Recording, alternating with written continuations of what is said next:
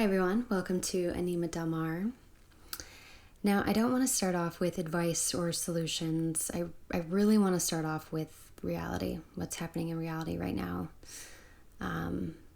That kind that you feel in your body before you really have the words for it. Because I think lately something has really shifted. And not just personally, but collectively. It feels like the ground has moved beneath us like 3 inches, and no one stopped to kind of explain what that actually meant. So everyone is just going around wondering why everything feels a little heavier to carry right now. They feel like there's this pressure in the air right now, this restlessness, this subtle but consistent agitation. Things that once felt tolerable suddenly don't. Conversations feel thinner, obligations feel heavier, and I think a lot of people right now are quietly asking themselves, why am I feeling this way right now when technically nothing has actually gone wrong?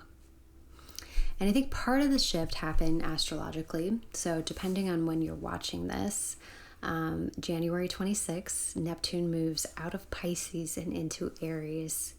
And I know astrology can sometimes feel abstract, but certain transits, especially this one, I think we're going to feel it on a physical level, in our nervous system, in mood swings, in tolerance levels.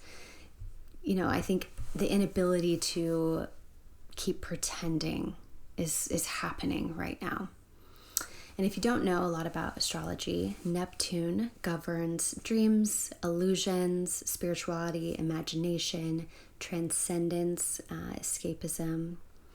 And Pisces, where Neptune has been at home for the last 16 years, is a watery, porous, emotional, dissolving kind of sign. So for a long time now, collectively, we've all been immersed in that water energy. And I think that era brought a lot of real beauty to the world. I think it heightened empathy, spiritual curiosity, art, creating your own art. I think a lot of grief has been surfacing during this time, and emotional language collectively has been expanding, right? But it also brought a lot of confusion, a lot of disassociation, escapism disguised as healing, spiritual bypassing, right? I think a lot of people learned about themselves without learning how to live with what they've learned, if that makes sense. So we gained all of this awareness without the structure. And we have all this insight, but we're not embodying it, right? So all of this meaning is floating around us, and we're learning all these things about ourselves and our inner worlds, but there's no container to hold it. And now Neptune moves into Aries, and Aries doesn't float around. Aries is fire, instinct, action, initiation, the physical body, right? So Aries doesn't ask, what do you believe? It asks, what are you actually doing?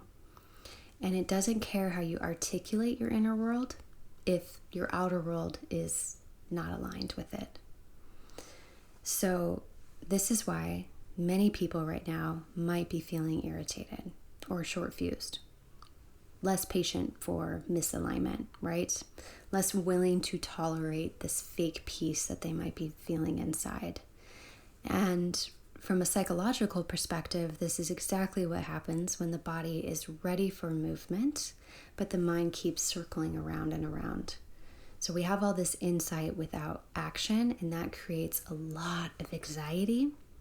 And we have a lot of empathy without boundaries, which is creating a lot of burnout. So I think a lot of us are feeling really anxious and really burnt out because we have all this awareness within ourselves, but we're not embodying it. So it's creating a lot of disconnection. So if those emotions are feeling louder than usual, if there's this sense of enough is enough, it doesn't mean you're falling apart. It actually means, I think, the opposite. And it means that integration is trying to happen within you, which is beautiful. And integration is not gentle. it's definitely clarifying, but I would not call it gentle.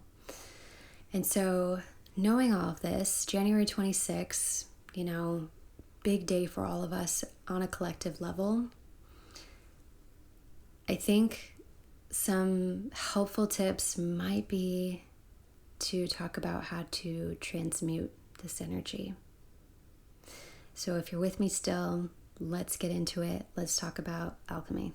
So I think alchemy is often misunderstood as turning lead into gold, but psychologically and spiritually, alchemy is transformation without disposal, right? So it's not about getting rid of energy. It's just about changing its function.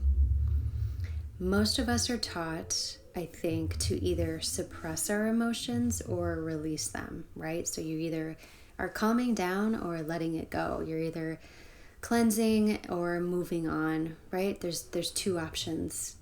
But alchemy says something very different. Energy doesn't need to leave to change, which is beautiful. And intensity itself is not the problem. The direction is. So anger isn't bad, fear isn't bad, grief isn't bad, or something we need to fix, right? These are all forms of mobilized energy. And when there's no container for them or no way to work with them, they're either going to turn inward as anxiety and depression or outward as reactivity and burnout. I think this is especially true and important right now because collectively there is a lot of intensity moving through people. And it's not just because of the transit I talked about, it's because we are in a period of overlapping endings and acceleration. I think old structures are thinning, old identities are not holding up anymore, and the nervous system doesn't look at this as growth, unfortunately. It's going to look at it as a threat until proven otherwise. I think alchemy offers a way to stay with the intensity that we're feeling without drowning it or numbing it out. So the core principle is simple. You don't need to release what hasn't been integrated. And integration doesn't happen through explanation like I'm talking about right now. You can't just watch a video on this and boom, it's going to happen. It has to go through your body. And I think this is where spirituality has to come back down into lived experience. We're not talking about the aesthetic version or the curated version, right? We're talking about the version that shapes how you wake up, how you eat, how you say no, how you rest, how you mark time in your life. This is also where witchcraft, for me, stops being symbolic and becomes truly practical. Because magic at its core is relationship. It's attention and it's response, right? It's noticing what changes you and responding in a very intentional way. Ritual doesn't ask to perform healing. It exists to tell the nervous system, this moment matters, something is being metabolized here. And lately, I've needed this kind of structure in very, very practical and real ways. Not just as a concept, but as something my body can truly come home to and truly rely on, right? And so something that I do every Sunday, me and my husband go completely offline. We completely unplug. So no social media, no scrolling, no noise in the background that's pulling our attention. We are playing board games, we cook a new meal together, and sometimes it goes well, and sometimes it doesn't. Sometimes we're laughing and sometimes we are not. But every evening as well, we sit together in some form of spiritual practice. So we do prayer or reflection or just sitting in quiet presence with each other, right? And at first, my nervous system truly hated it. I'm going to be honest.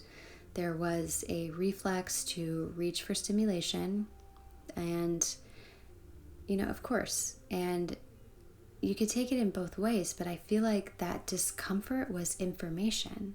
You know, when stillness feels unsafe, it's often because your system has learned to equate safety with activation, right?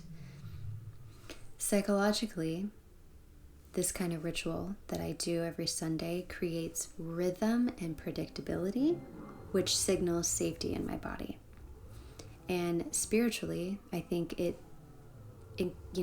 provides devotion and this showing up consistently for my practice. And I think that is so, so important. And, earth-wise, most people are in winter right now. So this is very seasonal. Winter asks for containment. It asks for fewer inputs and more listening. I think it's so important to live with the earth and live with your body instead of on top of earth, if that makes sense. And Neptune in Aries doesn't want us floating anymore, right? Like I said. And I think alchemy reminds us that arriving in our body, like Aries is asking, doesn't mean we have to dampen that intensity that we're feeling. It just means using it properly, right? I think this is why so many people feel emotionally flooded right now or have feelings that are just too much, right? And I think it's because these feelings and these emotions are unemployed. This energy doesn't have a job, and so it becomes extremely distressful. Alchemy asks a different question than how do I get rid of this feeling, right? It's going to ask you, what is this energy built to do? What can I do with it? Anger is built to protect and set boundaries. Fear is built to prepare and orient ourselves in this world. And I think grief is built to honestly deepen the meaning and devotion of the human experience. And when we try to prematurely calm these energies, we take away their function without transforming them. And I think that's where the anxiety loops start to form. This is also where we see so much burnout in the spiritual and healing practices. There's so much push towards openness without limits and empathy without grounding, right? But alchemy requires containment first, and fire only transforms when it's being held. So to me, this is as rock and roll as it gets, honestly. And not rebellion as an identity, but aliveness as truth. The refusal to sanitize intensity. Having messy conversations, having real grief, having desire without feeling guilty, choosing truth over approval. This is Aries energy. Aries energy doesn't care about how it looks, and alchemy doesn't care how you brand it, honestly. Both care whether it's real. So this Sunday, here's what I'm doing to ground all of this. I am staying offline. I am cooking something new. I am lighting a candle at night. And not to just manifest things, right? But just to mark the day. I'm going to wash my hands with salt. I want to do simple, old, grounding rituals, nervous system level. And I'm going to ask one question. What truth is asking to live in me right now? Not just be understood, but truly lived. You don't need to change your whole life, and you don't need to burn everything down. But you might need to stop overriding your body. If this is resonating at all, you might need to stop explaining away how you're feeling. You might need to give your energy a job. So, like I said, if this is resonating, if you've been feeling unsettled lately or agitated or just awake, raw, you're not broken, you're just responding.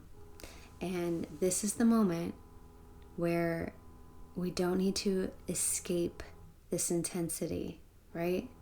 We just need to learn how to transmute it. So, thanks for listening to me blab on. I think I'm going to do a grounding practice after this, and I will see you next week. All right, let's move into our grounding exercise. If you're able to close your eyes, gently close them now.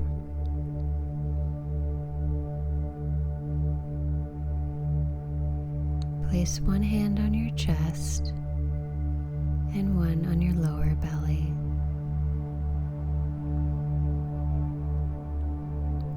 Let your breath settle naturally.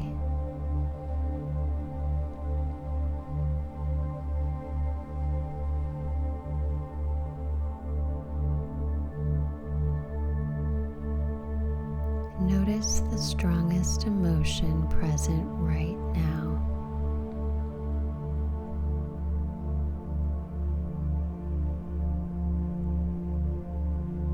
Without putting a story to it,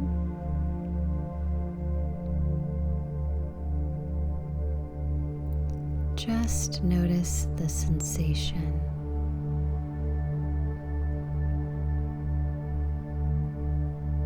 Do you feel heat, pressure, movement, tightness?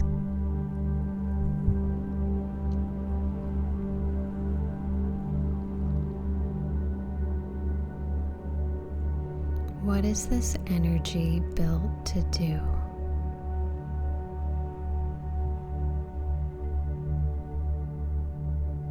Try not to answer with thoughts at first, but let an impulse arise.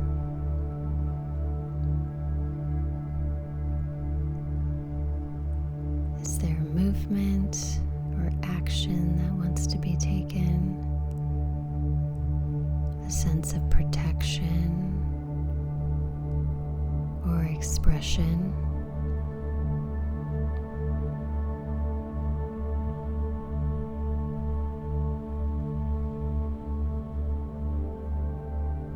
What is one small, honest action this energy could take this week?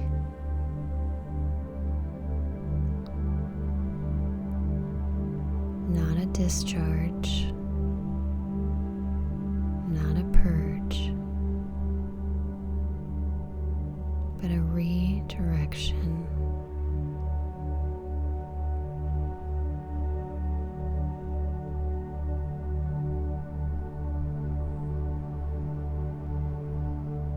Sit with that answer.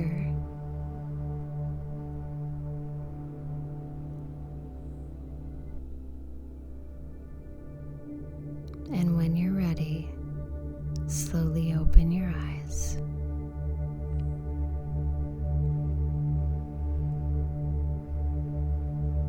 Nothing needs to leave for you to change. The energy just needs direction.